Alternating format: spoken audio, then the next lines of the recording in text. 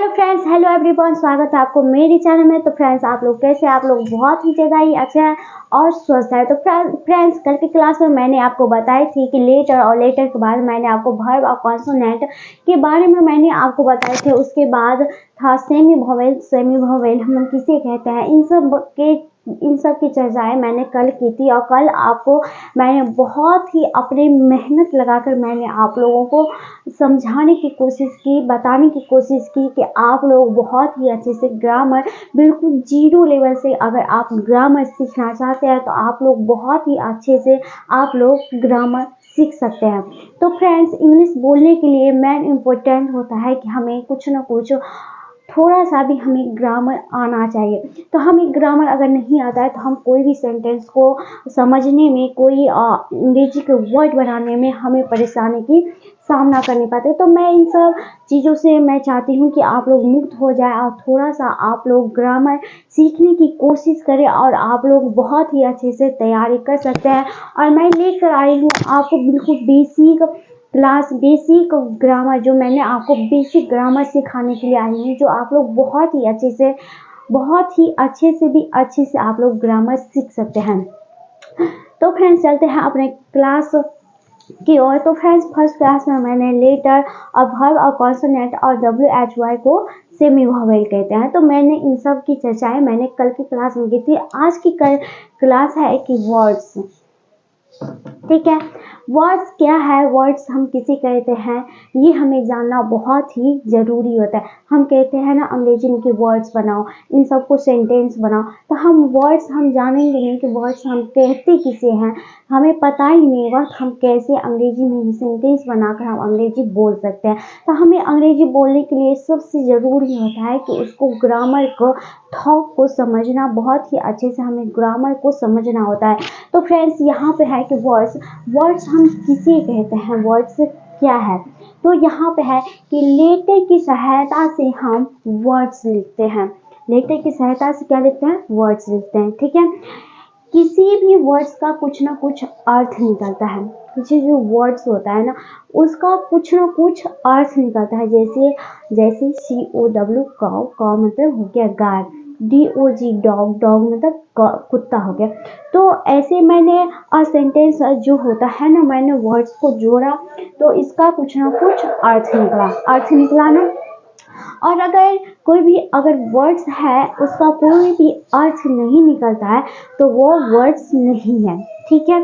तो cow, dog, cat, boy, ETC, इससे भी आगे बहुत सारे वर्ड्स हो सकता है जिसका अर्थ निकलता है। तो यहाँ पे बस मैं 1 2 3 4 बस 4 ही ऑप्शन लेकर मैंने आपको बताया कि आप लोग बहुत ही अच्छे से आप लोग आगे समझ सकते हैं। तो फ्रेंड्स, नेक्स्ट है कि परंतु WOC कोई भी वर्ड्स है, WOC कोई भी वर्ड्स नहीं है। और यहाँ पे ODG, हम इसे क्या पढ़ेंगे, ODG को हम क्या पढ़ते हैं, कोई वर्ड्स बना हमें पढ़ने में, जैसे मैं यहाँ पर पढ़ी कि DOG डॉग, यहाँ पे वही है, D बीच में आ गया, G बगल में आ गया और O पहले आ गया। लेकिन मैं इसको पढ़ पाती हूँ, यहाँ पे बस मैं इसको इतना ही पढ़ती हूँ कि ODG कुछ हुआ, कोई वर्ड्स बना, कोई वर्ड्स नहीं बना। तो इसका मतलब ये वर्ड्स नहीं है, ये गलत है। तो यहाँ पे आप देख सकते हैं कि CAT कैट है और इसका मैंने थोड़ा सा चेंज करके मैं यहाँ पे लिख चुकी कि TAC, क्या पढ़े हम, कोई वर्ड्स बना, कोई भी वर्ड्स नहीं बना। यहाँ पे मैंने कैट पढ़ी, यहाँ पे जो राइट वाला है ना वर्ड्स, यहाँ पर मैंने कैट पढ़ी, लेकिन इसका थोड़ा सा वर्ड मीनिंग जो होता है मैंने चेंज कर दी, तो यहाँ पे कोई वर्ड्स नहीं बना। तो फ्रेंड्स, इत्यादि वर्ड्स नहीं है। तीसरा नंबर है कि वर्ड्स मतलब होता है कि शब्द, उसको जो होता है ना शब्द जो हम बनाते हैं, जो हम कहते हैं कि ये कोई शब्द है जिसका अर्थ निकलता है, कुछ ना कुछ क्या होता है, अर्थ निकलता है, उससे हम वर्ड्स कहते हैं, ठीक है। तो फ्रेंड्स, चलते हैं। तो फ्रेंड्स, उससे आगे है कि फोर्थ फोर्थ नंबर में है कि सेंटेंस। सेंटेंस क्या है? सेंटेंस हमें समझना हमारे लिए बहुत ज़रूरी होता है। कोई आप कहते हैं ना डेली यूज सेंटेंस में कि छोटे छोटे सेंटेंस बनाओ। सेंटेंस बनाकर आप अंग्रेजी का जो टॉपिक होता है ना, आप कोई चीज़ बोलना चाहते हो तो आप वहाँ पे कहते हैं कि इसका जो होता है ना अंग्रेजी में, इसका सेंटेंस बनाओ। तो सेंटेंस क्या है हम जानेंगे नहीं कि सेंटेंस है क्या, हमें पता ही नहीं है कि सेंटेंस है क्या, तो मैं कैसे अंग्रेजी बोल पाऊंगी, मैं कैसे उसको जोड़ कर मैं कैसे बना पाऊंगी, मैं समझूंगी नहीं कि सेंटेंस है क्या। तो मेरे लिए सबसे इम्पोर्टेंट होता है कि सेंटेंस को समझना कि सेंटेंस है क्या, सेंटेंस कहते किसे हैं। तो फ्रेंड्स यहाँ पे है कि इसका मैंने आप देख सकते हैं सेंटेंस। सेंटेंस मतलब होता है कि वाक्य, कोई चीज ऑफ वाक्य होता है, ठीक है। सेंटेंस का हिंदी होता है, सेंटेंस हो गया अंग्रेजी भाषा, और वाक्य हो गया कि हिंदी भाषा। सेंटेंस में होता है वाक्य। तो यहाँ पे है कि सेंटेंस क्या है, सेंटेंस हम किसे कहते हैं। तो आप इसका परिभाषा लिखिए कि शब्द या शब्दों का ऐसा समूह, शब्द या शब्दों का ऐसा समूह जिससे पूरा अर्थ निकले। समझ गए फ्रेंड्स? सेंटेंस क्या है? शब्द या शब्दों का ऐसा समूह जिसका पूरा अर्थ निकले। शब्द या शब्दों का ऐसा समूह, शब्द है होता है शब्द, इसके आगे मैंने बताए थे कि वर्ड्स मतलब होता है कि शब्द, वही जो शब्द होता है ना, शब्द या शब्दों का ऐसा समूह जिसका पूरी जो होता है अर्थ निकले, जो उसका अर्थ निकलता होता है, ठीक है। जिसका अर्थ निकले उसे हम सेंटेंस कहते हैं। उसे हम क्या कहते हैं? उसे सेंटेंस कहते हैं।